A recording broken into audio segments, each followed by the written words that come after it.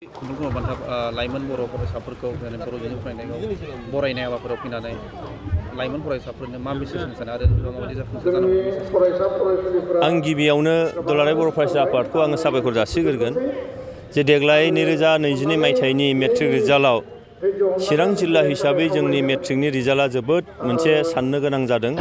सारा आसामनि जिल्लाफोरनि मादाव चिरां जिल्लाया 32 जौखोन्दोल' लानानै बयनिख्रुइबो गाहायनि सारियाव थादों।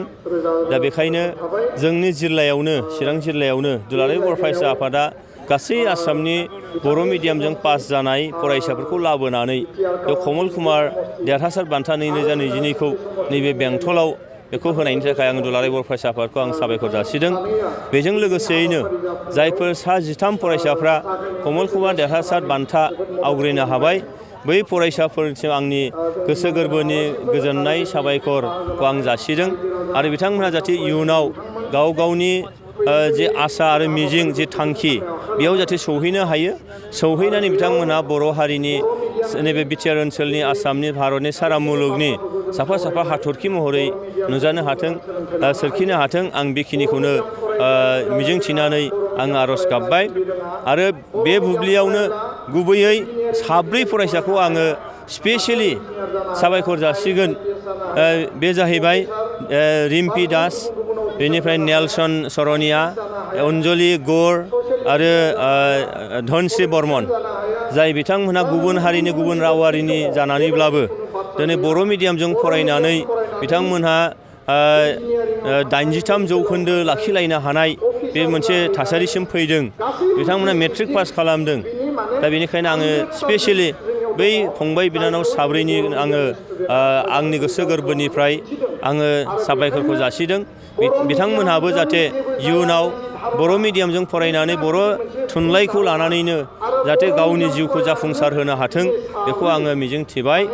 आरो दिनैनि नैबे बेलायाव आङो बेखौनो मेसेज होनो लुबैगोन जे फरायसानि खामानिया जिथु फरायनायानोब्ला फरायनायखौ जेब्लाबो सिगाङाव खालामग्रोनांगोन आरो हारियाव दिनैहाय हारिखौ अनसायनो थाखाय गोबां रोखोमनि माखासे बिथिंफोर दङ। बे बिथिङाव गुबुना गुबुन रोखोमै गुबुन गुबुन बिथिङाव हाबा मावगोन। आङो फरायसाफोरखौ खावलायगोन बेखौनो जे जोङो फरायनायनि गेजेरजों गोबां माखासे खामानि मावनांगौ जोंहा दङ। बे खामानिफोरखौ रोंखा राखा जानानै इयुनाव जाहाथे नैबे ओनसोलनि जेंना जेंगोनानिफ्राय लानानै बे ओनसोलनि हारिमु, बे ओनसोलनि सोदोमस्रिनिफ्राय लानानै बे ओनसोलनि गासै रांखान्थि, समाजखान्थि, गेलेनाय, मोसानाय मुसुरनाय बे बिथिंफ्रावबो दिनै जोंहा बिजिरसंनायनि जोबोद मोनसे आंखाल निस्सय दङ। दा बेनिखायनो बे फंबाय बिनानावमोनहा बैफोर हाबाफारिखौ गावनि केरियाराव जाफुंसारनायनि उनाव बेफोरखौ बिजिरसंनानै नैबे ओनसोलनि जेंना जेंगोनाखौ बोस्रांनायाव बिथांमोना मदद खालामगोन। बेनिखायनो आं खावलायदों साफ्रोमबो फरायसाफ्रा जाहाथे फरायनायाव गोसो होयो। दिनै जोंनि चिरां जिल्लानि रिजाल्टआ जोबोद गाहायाव फैदों। बेखौ फोजौनांगोन जोंनि चिरां जिल्लानिफ्रा।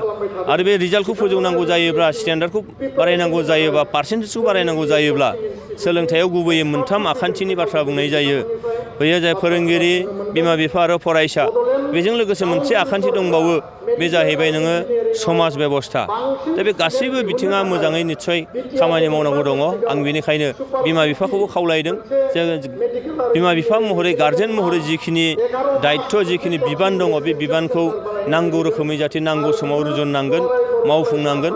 फोरोंगिरिफ्राबो फोरोंनायनि जे खामानि बेखौ मोनसे बावसोमनाय लानानै बिथांमोनहाबो बेखौ खालामनांगोन। आरोबाव दिनै फरायसाफ्राबो गावसोर जिउआव जाफुंसार जागोन जेला गावनि जिउखौ दानांगौआव मोनसे गोसो होसारनानै बिथांमोनहा फरायफुगोन, फरायबाय थागोन।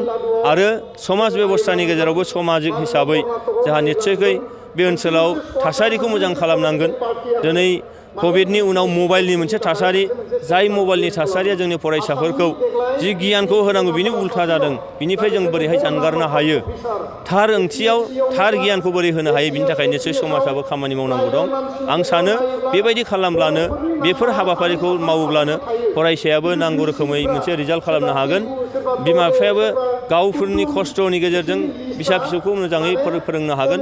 फोरोंगिरियाबो फोरोंगिरि महरै फरायसालियाव थांनाय गोलाव समाव हाबा मावनाय बिथांमोननि जि मोनसे खाथि सोमनाय, बे खाथि सोमनायनि फिथाइया थायगोन। समाजाबो मोजां सासे सुबुं समाजाव मोननो हागोन। बेखायनो गासैबो आखान्थिया मोजाङैनो खामानि मावनांगोन होननानै आं सानो। आं बेखौनो बुंनो लुबैयो। प्राइभेट स्कुलनि फरायसाफ्रा बांसिन बान्थाखौ एबा मान बिलाइखौ जेरैजाय 16थि दुलाराय बर' फरायसा आफादनि बानजायनायाव 16थि दिनै कमल कुमार ब्रह्म टप 10 फरायसा फरायसुलिनो बान्था मोननाय बर' मिडियामनि फरायसा फरायसुलिफोरखौ आं बेक्तिगत जानानै आरो आंनि न'खरनि जानानै बिटिआर सरकारनि जानानै हामलायथि बावदों। बिथांमोनखौ कंग्रेसुलेसन होदों जेन' बिथांमोनल' नङा, बिथांमोनजों लोगोसे साफ्रोमबो जोंनि बारग'लांनाय फरायसा फरायसुलिफ्रा जेन इयुनाव जोंनि हारि दाखांनाय, हादोर दाखांनायाव, समाज दाखांनायाव मोजां खामानि मावनो हायो बिनि मिजिं थिनानै आं साफ्रोमखौबो बे मोनसे जोंनि मडेल जालांथों, जोंनि इयुन जोलैया इनकारेज मोनथों बिदि होननानै नोंथांमोननि मिडियानि गेजेरजों मेसेज हरनाय जाबाय। नुनो मोनो देग्लायनि मेट्रिक आनजादाव बर' बिजोंनि जिखिनि फरायसालिनिफ्राय सरकारि फरायसालिनिफ्राय उथ्रिसार जानाया गोबां खम, नाथाय प्राइभेट स्कुलनिफ्राय बांसिन फरायसा आरो लोगोसे दिनैनि बे बान्था राननायावबो प्राइभेट स्कुलनिफ्राय पास जानो हानाया बांसिन एबा बान्था मोननो हानाय जादों। नाथाय गुबै जेंनाया मा? मुगाया कम्पिटिटिभ जाबाय। गुबुन फारसे जोंना गभर्नमेन्ट फरायसालिफोरनिया फोरोंगिरिनि जेंना दं। माखासे जोंनि गार्जेनफ्रा गभर्नमेन्ट फरायसालियाव होनाय लोगो लोगोनो खोब गोहैलो खालामो। बेफोर गोबां जाहोनखौ लानानै जोंनि दिनैनि बे गभर्नमेन्ट स्कुलफ्राव जों बारग'नायनि हारखौ गोहैलो जानायखौ नुनो मोन्दों। बे सैथो खोथा। दा आसा खालामो बेफोर गासैबो जेंनाखौ जों सुफुंलांनो हागोन आरो बेखौ लानानैनो जोंनि बिटिआर सरकारा प्रमद बर' बिथांनि दैदेननायाव माबायदि जों दावगानो हागोन बेखौ इन्टेलेक्सुवेलि डिसकासन खालामगासिनो दङ आरो निस्सय रायजो राजाया बेखौ हेफाजाब होगोन होनना जों आसा खालामो।